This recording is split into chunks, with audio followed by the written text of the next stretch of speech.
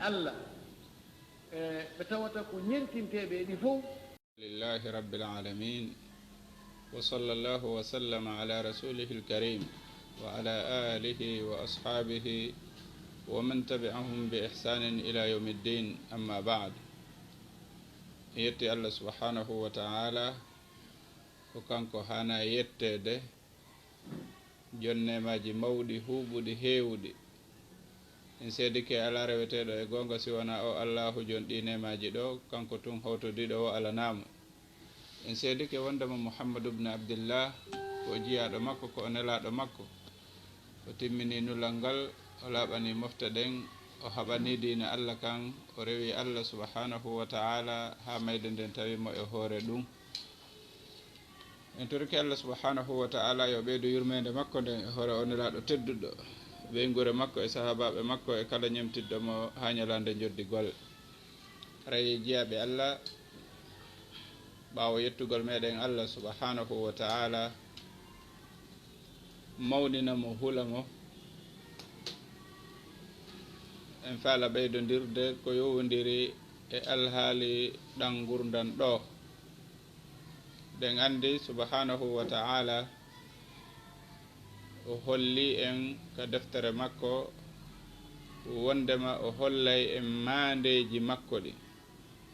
o hollay en aayeje makko ɗe ha laaɓana en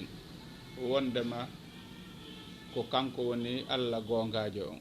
Allah wi en ka deftere makko sanurihim ayatina fil afaqi wa fi anfusihim hatta yatabayyana lahum annahu alhaq. jonno subhanahu wa ta'ala e ɗin ayeje ɗon fayda no fanɗi e nder gurdam meɗen ɗan si wona haray hiɗe yaltiti, ko woni si wona taskotoɗo o wattanta yili e mum, feƴƴay hara o andali, hara himo welsindi, feƴƴa hara himo e sama kala, feƴƴa so o taskaki o yiyata hay e huude. ko ɗum waɗi haray no hani ka yewten fi o alhaali fewdiɗo hande ɗo, ko yowodiri e nde nawnare nde tawata hande nde maapini buy, nde hulɓini fof, nawnare nde tawata alhaali mayre on wonande julɗo on ko anditugol makko wondema aduna on no woodi jeyɗo mo, on aduna ɗo, on jeyɗo mo ɗon landita to fi makko. jiyaɓe Allah, artiren haqqillaji men ɗin seeɗani e yaasi hanki hari hiɗe marno ko wi ɗe tawata no hawni julɗo on ma julɓe go'o portoɓe no mari doole, jawle, gande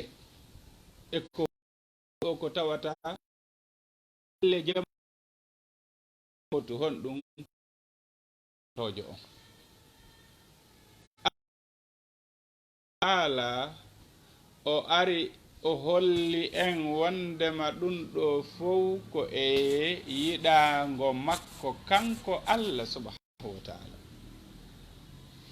ko wonno doggude kon fof, ko ɓantino kon fof o wallini, doole ɗen Allah subhanahu wa ta'ala tabbitina ɓe ko o wi'i ɓe kon o waɗay. hiɗon andi ko hon e nde ɗo toɓɓere Allah subhanahu wa ta'ala deribaɓe yo ɓe accu, si ɓe acca subhanahu wa ta'ala o wino yo ɓe accu. si tawi ɓe accali, guerre fa'dhanu bi harbi, haray préparé guerre, manam bilejo on, bileyagal ko waɗi kon arti e hoore makko.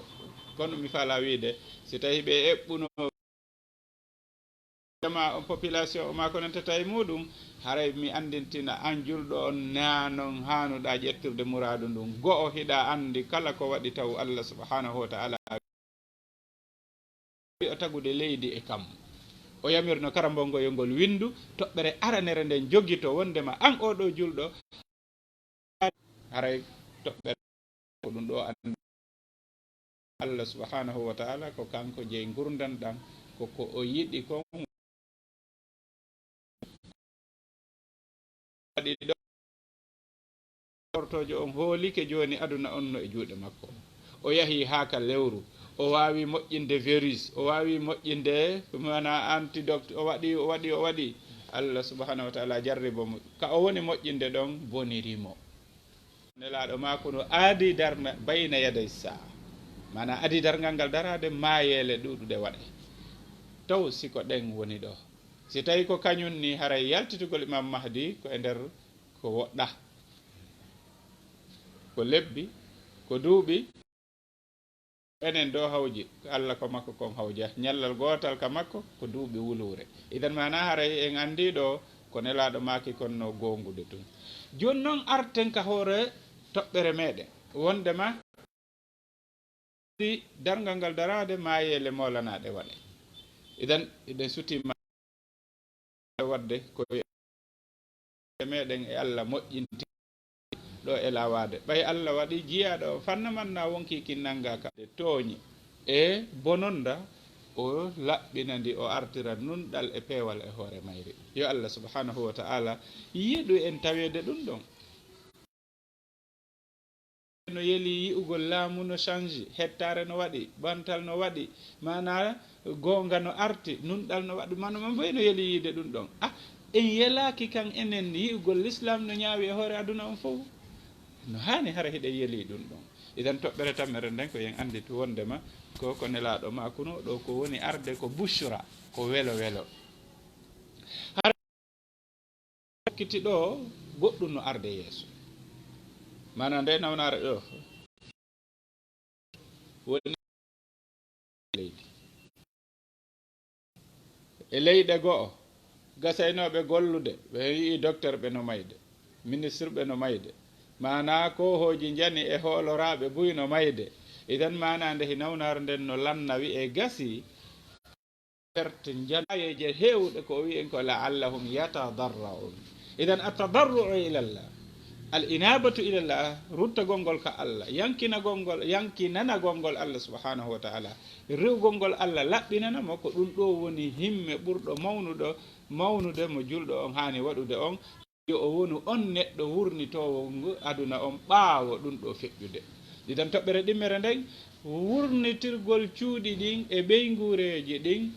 dewal Allah subhanahu wa ta'ala janngugol Qur'an Allah subhanahu wa ta'ala waɗi kama ɗum en ɗoftike wonen ka cuuɗi no nelaɗo makirno noon ko fi ko wasiyeji tatno jogi on huuli mapike ɓe inna hiɓe addude lekkele vaccin ji ɓe vaccina yimɓe ɓen fiwata ɓe nawnu si ɓe wowlani wota jaɓu kadi wota hoolo wa ida maridtu fa huwa yashfi simi nawni suuduma wulla e hoore goppi maɗa ɗin idan tawi ka l'islam solution woodi joni noon ko ɓuuri hawnude kon ko solution wowlanoɗo ila duuɓi wulure e temen nayyi woni ko wona gollitirede hande idan nawnare nde woni mande e mandeji hollu ɗum wondema ko l'islam woni gonga wondema muhammadun sallllahu alayhi wa sallam ko kanko woni nelaɗo Allah idan nelaɗo sallllahu alayhi wa sallam ɓe makani en solution ji tati idan heƴu ko suuduma jogito ɗengal ma ngal wulla e hoore goppi maɗa ɓe maki sino nawnare nde yani e leydi hiɗa toon ta yaltu doggugol nawnare nde sino e leydi goo ta natoy toon idan watti yewtere Amr ibn al-As mana ko yewtuno kon yimɓe ɓen amwas fende nawnare nde yanin toon o wii sakite mana ta on ɓadodir so on ɓadodiri yiite nge raaɓay mana nawnare nde nde raaɓay yiite no ewa yiite sa ari joni a tawi yiite ngel no huɓɓi koye alaaƴe tun nge docca idan mana ko ɗum ɗo o jondi misal idan ɗum ɗo ko sunna nelaɗo on ni sallllahu alayhi wa sallam mo tawata on ko o woni hande solution joni noon si tawi nawnare nde nanguima goto wiyatama wota ñawdo mo innima no mari lekki wallito mais mo newnare nde nanga on wota goto jonne lekki fi wota newnare nde nangue ko fenade ɓenadete woni ko mana no gasa hara ko ɓay an a nawnali ɓe addante woni ñaw ngun ta en hoolo kefere en gonɗon sengo hooloɗen Allah subhanahu wa ta'ala sellindo en o hooloɗen Allah danduɗo en o si ɗum ɗo waɗi haray en daɗi en toriki Allah subhanahu wa ta'ala hawrindi e ko o yiɗi o yarli idan haray nde ɗo nawnare ko feeñi kon ko lorra mais ko suuɗi kon ko nafa ko suuɗi kon ko nafa toñeɗen to wi e hoore juɓɓe kono no en anndu kadi Allah subhanahu wa ta'ala o foduno en wondema si toña ɗe waɗi o intervenay si jiyaɓe makko ɓen toñama o wallay fantaqamna min alladina ajramu wa kana haqqan alayna nasrul muminin Allah subhanahu wa ta'ala o yewti en ka hadisu qudusi ko nelaɗo sallllahu alayhi wa sallam ma kani en man aadali waliyan faqad adantuhu bil harb kala añuɗo giɗo an haray yo heɓulo men haɓa joni noon miijete ko juulirɗe jelu woni ko lanca ko cuuɗi jelu julɓe woni ko lanca rewɓe jelo julɓe woni ko yana e muɗum viola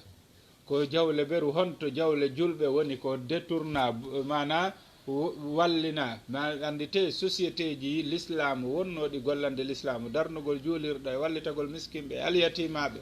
ɗi tawata jawle mum fof fermama wiya koɓe terroriste ila muassasatul haramaini khayriya e muassasaji goɗɗo ha hande mana goɗɗo suusata wadde hay sadaka okka hella ka arabu ɓen tawata addira hella ka julɓe ɓe woni ga ɗum ɗo fof ko sakagol islam idan toñe boyi waɗi ɓe nangue ɓe ware hara hay hunde ɓe bonna si wona fi ko ɓe julɓe idan ko fewndo ɗo Allah subhanahu wa ta'ala intervenani ɓe ɓe ɓuttini idan yo kamɓe luttuɓe kadi yoɓe meeɗi ko ɓeya meeɗuno kon ko ɓe naadeteno ɓe soke kon Allah soki fof mo ɓeeno ka nder suudu mum no sokki ton goto suusata yaltude idan jawle maɓɓe ɗe ɓe gollirayno ɗen fof ɓe yiya hiɗe yeebota ɓe suusatama e mude hande avion je jeluno jooɗi ka leydi Allah subhanahu wa ta'ala o wino en kanko wirinta mana si Allah hatojini e jiyaɗo makko on o gollinaymo ko o falako kono ko ɗum woni ko mapeni kon mana hande julɗo on tawata o wata julde juma o wata julde jama ko ɗum ɗo woni noon ko o hani wullude kon e mum o toro Allah subhanahu wa ta'ala yo townu nde ɗo nawnare woni ko e hoore julɗo woni ko e hoore kefeero fi ha julɓe ɓe wawa ruttade ka deftere makko yo Allah dandu tawde enen Allah añidewe men ɗen ko ɗum waɗi o falaka en hande kadi ka julɗirɓe makko o falaka e yiide hande kadi e dewe makko ɗe yo Allah dandu en ɗum idan wakkilo ɗen noon woni ka nder cuuɗi ɗin yo wontu juulirɗe ɗen cuuɗi ɗin yo wontu juulirɗe ɗen si suuma yeedarike ɗo tawi woni juulirɗe ɗen udditaka waɗen cuuɗi ɗin juulirɗe waɗen julde jama nden ka nder suudu waɗen tarawih on ka nder cuuɗi fewten ƴetten ɓay Allah waɗi fewɗo e mara golle ko wonɗen golloyde gollanen noon diina Allah kan hunjoɗen noon deftere Allah nden ƴetten noon darsuji janggen jannen ne en fayɓe meɗen ɓe ɓanniten ɓeygure nden en anda no gasa hara no woodi e meɗen ɓe tawata joɗotatano e sonnajo muɗum no woodi e meɗen gasa mo joɗotatano e ɓiɗɗo muɗum Allah subhanahu wa ta'ala ɗin haqqeji ɗo fof mo suti no gasa ko ɗum o waɗiri ɗum ɗo fi yo rutte ɓen ɗon kadi hetta hakkeji maɓɓe ɗin yo ɓiɓɓe ɓe yi'u noon nene mum e ɓe muɗum ka nder suudu yo nanu ko ɓe yewtata yo ɓe woggodir seeɗa ɓe yurmodira en anda ko ɗum Allah subhanahu wa ta'ala waɗiri idan yo en andu kala ko o waɗi kanko Allah subhanahu wa ta'ala wonande julɗo on ko nema nelaɗo make ajaban li amril mu'min fa inna amrahu kullahu khayr ka weefiyake gomɗinɗo kala ko o heeɓi kanko ko moƴƴere so o heeɓi moƴƴere o yetti Allah o windane baraji so o heeɓi sattede o muññike o windane baraji aray noon ko Allah fodi wala nabluwannakum bi shay'in min al-khawfi wal-ju'i wa naqsin min al-amwali wal-anfusi wat-tamarat wa bashshiri as-sabirin ko Allah subhanahu wa ta'ala wi o jarriboto o jarribora en honɗum kulol o jarribora en ɗuytorede jawle ɗuytorede dimɗe idan ɗuytorede wonkiji kono o wi wewlinir muññiɓe yo Allah waɗu e muññiɓe ɓe tawata ɓen e o soñdia e ande e nawna ɗo fof hara ko enen wonata ɓen muññiɓe heɓoɓe ɓe welo mo Allah wewliniri on الذين إذا أصابتهم مصيبة قالوا إنا لله وإنا إليه راجعون أولئك عليهم صلوات من ربهم ورحمة وأولئك هم المهتدون haray ɓen ɗon ɓe mari mana du'aji immorde e joomi maɓɓe si Allah du'anike goɗɗo haray o malama idan yurmede si Allah yurmini jiyaɗo on haray o malama yo Allah waɗu e malaɓe yo Allah waɗu e moƴƴuɓe yo Allah waɗu laaɓuɓe yo Allah subhanahu wa ta'ala ittan en ɗi soñdiaji ɗo yo Allah nawinan en ruttagol ka cuuɗi makko ruttande labande en torki Allah subhanahu wa ta'ala nawnuaje ko woni kon e horle nde yo Allah townan en nawnuɓe yo Allah sellinɓe julɓe feƴƴimɓe ɓen yo Allah yaafoɓe okkaɓe aljanna yo Allah subhanahu wa ta'ala artiran en peewal ngal e nunɗal ngal ka hoore leydi yo Allah ittan en tooñe ɗen ittana en geddi ɗin ka hoore leydi yo Allah subhanahu wa ta'ala mehen en koko wiyete keferako e fasikako e luutiyagal ko woni wadde e hoore leydi ɗen ko woni saabu ɗi bonneji kon hada wa sallallahu wa sallam ala nabiyina muhammadin wa sallim wassalamu aleykum wa rahmatullahi wa barakatuh.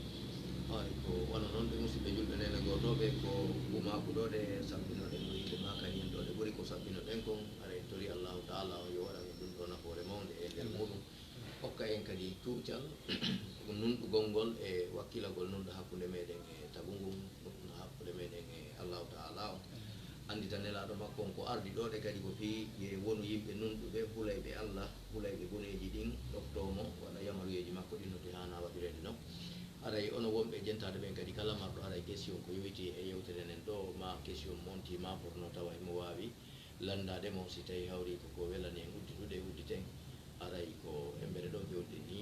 o weltanama onon kadi naatuɓe ɓen réseau men on tigui moƴƴano hande kono haray en heɓoyay audio on kadi ka radio lawol kisal inchallah en naɓay mo yowe mo toon ɗe aray yiltoyiɓe ka radio lawol kisal toon ɗe woni kaka pa woni kaka radio lawol kisal woni kaka page Facebook maɓɓe woni kaka YouTube ɗum fof e muɗum haray ɗe naɓoyi audio on to inchallah fiyo jama o wawi naftirɗo yer ko taƴi nder ga kon ɓe wawa famude darsu waɗana ɗen ɗo haray ɓeɗo ceernoɓe meɗen ko ceernoɓe meɗen wakkilaniɓe en ka leydi men laguine ɗo wallitagol jama on ka fayɓe ɓen ka mokoba ɓen ka suddiɓe ɓen ka duhiɓe ɓen fof muɗum haray eɗen heɓude darsuji ɗuɗuɗe e juuɗe maɓɓe woni kaka majilisji woni kaka juulirdaji woni kaka l'école ji fof muɗum e ka markage maɓɓe ka fayɓe wona e hunjinede fayɓe yeɗɗuɓe kadi no yaltude toon ɓe moyen âge kadi tawa ko fayɓe wowɓe e hundade hoore muɗum fewno ɗo ɗe e fi laaɓal ngal gila ɗon ɗe hana bandema e duuɓi towɗi seeɗa tawa on tigui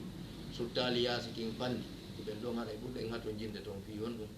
fi ko ɓen ɗon wawi gérude programme ji muɗum fewɗoɗe haray ɗen jonnita konngol karama ko meɗen fi addangol e ɗo landal gotal haray joni ko gonɗum ɓe wasi jama on ɓay Allah waɗi ɗum ɗo ɓe makani en ɗo ɗe piiji ɗuɗuɗi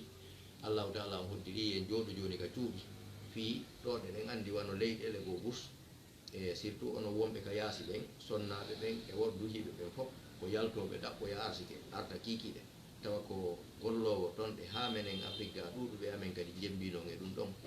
tawa ɗum ɗo fof kadi ko fi on ɗo fi aduna men on no moƴƴira woɓɓe meɗen woɓɓe kadi tawa ko aduna on fooli ɗum faale ko woni aduna on ko on ɗen tori Allah noon en fof e meɗen yo taw kono aduna e men e lahara meɗen moƴƴira wonɗen donc haray ɗum ɗo no jidaali e aduna on joni noon si ɓen ɗon ɗiɗo arti ka suudu tawi gonga no ɓe makiri ɗo ni fay ɓen andano ɗum ma kan on tiya sonnaji on ɓe seedayno ka suudu toon ɗe ɓe yididi wolere jippagol tawa wonde o defata joni noon Allah joni ni en fof ka cuuɗi ɗo ɗe woni portojo woni enen africain ɗe ɓen ga joni noon wakkilo ɗen ko honɗum ɓe wasi en ɗo ɗe ko honno gasete wondirde ka cuuɗi hara hawre waɗali ɓay meɗen nande wano ono wonɓe yaasi ɓen hawreji molanaɗi no wadde e nde ɗo ko million ma santé ji men nani déposiji on ji waɗaɗi ka police ji fi hawreji wonɗi ka cuuɗu saabu no woodi ɓe andano kañum wondugol e sonna muɗum leere tati e nder ñalorma ma e nder ado 20 heures 21 heures joni noon tawi hawri ko sahay ka goɗɗo gongi ɗon ɗe hewtata ka suudu makko o wonda e sonna makko ɗon ɗe ha weeta o yalta sonnajo o yalta ma kan ɗo haɗa jikkuji ɗin buyno suuɗodiri e nder muɗum joni noon si ɓe wondi nokku gotu ɗen andi alhaaliji bus yanay ɗon hakkude maɓɓe goto kala hara oya andanano ɗum ɗon oya si ɓe feppali e ɗum ɗon noon tawi jikku ngu no luri yeddodira waɗe haɗa joni ko honɗum karama ko waaleykum salam warahmatullahi wabarakatuh aray toɓɓere aranere nden taha ko andintingol fewnuɗo wonkiji men ɗin hiɗi weeli ne'ude wonkiji men ɗin hiɗi weeli ne'ude sanga wonki kinki huuli sanga ki maapi haray ki wela ki metta hollude ɗatal ngal idan haray ɗo ko Allah subhanahu wa taala okki en occasion ka waweten heɓɓitade hoore meɗen ka waweten heɓɓitade wonkiji ɗi haray neɗɗanke on wona ko o faala kon yo eto ha o wutina hoore makko ko Allah faala kon mana si tawi wonduɓen ɗiɗo ɓe daari ɓe tawi e jaka hari jikkuji maɓɓe ɗi moƴƴa koye ɓe heɓɓito ɓe anditane laaɗo sallllahu alayhi wa sallam ɓe makani goto ɓe wonduɓɓen ɗiɗo wonande gorko on si mo faala heɓude aljanna simo faala wonde ɓurɗo moƴƴude on ka Allah yo wonu ɓurɗo moƴƴude on wondigal moƴƴal e ɓeygu muɗum sonnajo on simo faala heɓude aljanna yo o wonu ɗoftiɗo moodi makko weltinowo moodi makko yarlinowo etotoɗo ha heɓa yarluye moodi makko on eden mana joni so woni ɗiɗo ɗiɗi woni toon tawi mo be ko ɗaɓɓude ko heɓirgol aljanna ɗimmo makko on siko honɗum wonno ha sahaba ɓen e hoore koɓe yiɗuno jawdi e hoore koɓe yiɗuno bambidirangol ka enɗan ha tawi andite wono harbul basus ko sabu ngeloba woni sabu ɓe haɓude duuɓi 40 hiɓe piirude duuɓi 40 hiɓe piirude ɓe wonnoɓe piirude kadi ko siɓɓe albakriyi wa taglibiyin koɓe siɓɓe koɓe ɓiɓɓe mana nene gotoɓe iden kono woni ngalɗa leñol wontiriɗo ngalɗa leñol wontiriɗa sabu ngeloba woni sabu ɓe piirude duuɓi 40 Allah waɗi ɓe nene gotoɓe sabu honɗum sabu l'islam mais ko honno ɓe woniri nene gotoɓe dema so tawi a heeɓi ɗo honno ɗum ɗo ko nema ko moƴƴere ko ñamete misal si a jonni ɗimmo ma on o ñaami an a muññike a heɓiray sabu ɗum ɗon aljanna wi hay kamɓe koɓe jeyani kon hoore maɓɓe ɓe yiɗani musidɗo maɓɓe on ɓuuri koɓe yiɗani kon hoore maɓɓe kafe ko fi honɗum hiɓe andi ko si ɓe jonni o yaɓe heɓa ko ɓuuri mawnude ko na si ɓe ñaami ɓe heɓa si tawi no yimɓe wondi tawi mo be no yiɗani hoore ɗimmo mum o ɓuuri ko yiɗani kon hoore mum sonko waɗay piiro waɗay iden ɓuttu waɗay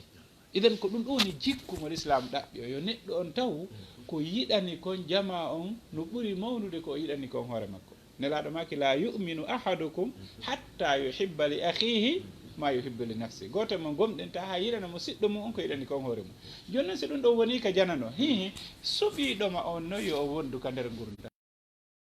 mo tawata on hay ki mawɓe mum ɓen arifi yo o wondu iden on ɗon sonnajo hara no mari haqqiji molanaɗi e hoore maɗa kala ko on ɗo uma no woodi no yaaforamo tawde hari worɓe boy no woodi ɓe wawno yaade ka mum nana ko acci bandiraɓe makko acci kotiraɓe wona o acci o acci siɓɓe makko o acci yiɓɓe makko o ari kama andi to nden ɗo moƴƴere an kadi wi'u si Allah jaɓi ko e oɗo mi heɓirta aljanna iden gorko on si wi'i ɗum sonnajo on yo wi'u si tawi woni fir'auna fii ko fir'auna ɓurɗo bonde o wowluɗo ko hayko iblisa wowlali wonno moodi makko ɗum haɗalimo aljanna mi heɓata julɗo gorko mi ronka heɓude aljanna iden ma ko noon hande kadi mo be etoto noon fiyo jikku o moƴƴu saaha i wo saaha i landuɗamo ane kono mi waɗalima ko mettete ko komi waɗi ɗo ɗum ɗo kono battinali e ma haray ɗo simi ɗo waɗuma goɗɗum miɗo torima yaafuye yande mana nden jippitande ɗon haysi kanko o wonano pré jippitagol o tawi be o jippito sabu jikku moƴƴo mo holluɗa on idfa billati hiya ahsan fa ida alladi baynaka wa baynahu adawatun ka annahu waliyun hamid haray noon ko wallata fiyo ɗum ɗo heɓa ko ya andu an ko wiɗa kon hiɗa waɗani goɗɗo na kanko waɗanɗa ko anji Allah wi e man amila salihan fali nafsi mo golli ko moƴƴi ko kañum jeyi idan si tawi a waɗanimo sa okkormo ko anjeyi si a holtinmo ko anjeyi sa nokku sayre longuinɗamo ko anjeyi si a yaafimo ko bonni ko anjeyi ko anjeyi kala moƴƴere nde waɗɗa fewtinɗa e makko ko anjeyi sa nga tawi ko ni jogitorɗa hara gacce waɗay sonko waɗay anditu so yeehi ka sariya ko honɗum woni ñawde to ko l'islam o haray ko tampere ɓeydoto ko lorra ɓeydoto ko hawre ɓeydoto ko fimo be haɓɓitoto heɓay gonga ko ɗo natata ka fenugol siga hay ko antun kanko tum koye hay to moƴƴa ko ɗum waɗi mi yii qissa o goɗɗo landi sonnajo o an ka nder dewgal ma hari ko an mana dewgal ma ngal e nder gurdam maɗɗa fo ha hande an a heɓali ko mettetete ko hiɗa woni heureuse ko honɗum wonno sabu ɗum o sifanimo ko honɗum woni sabu mum e nder ko o sifi kon o wi'i wondema ko honɗum waɗi ha mi heɓi ɗum ɗon mi jaɓali ha hande modi ammono o konno an gerduɗa ɗum o wi si tawi woni o wowli o ñaaɗi min mi famkay o joni noon si a fanki a yaltay ka yaasi wo ɗum waɗatake par ce que si mi yalti ka yaasi haray ko